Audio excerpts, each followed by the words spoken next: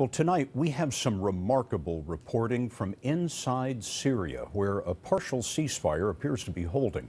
Next week will mark 5 years since the uprising that led to the civil war that has killed 250,000 people and forced 11 million from their homes.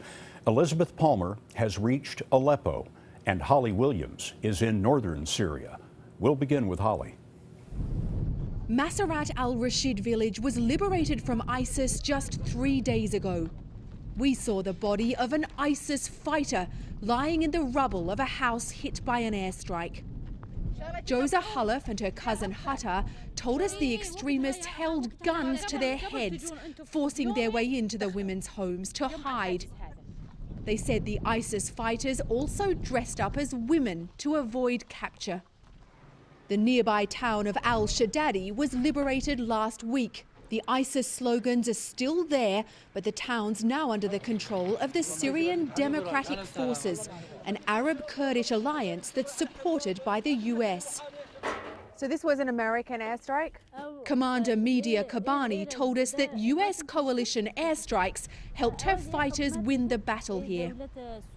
This used to be the main road connecting Raqqa, the so-called ISIS capital in Syria, with Mosul, Iraq's second biggest city, also controlled by ISIS. But now the road has been recaptured by the Syrian Democratic Forces. Colonel Tala Salo told us his fighters have been given over 100 tons of ammunition by the US-led coalition in the last 6 months, all of it dropped by parachute. But America's most effective partner in Syria has some murky alliances.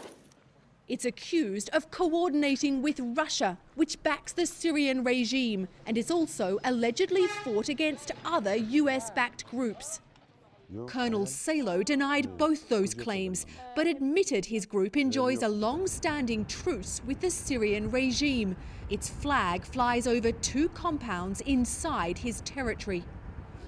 This US-backed group is taking on ISIS and winning, sometimes paying a terrible price, but its allegiances are complicated.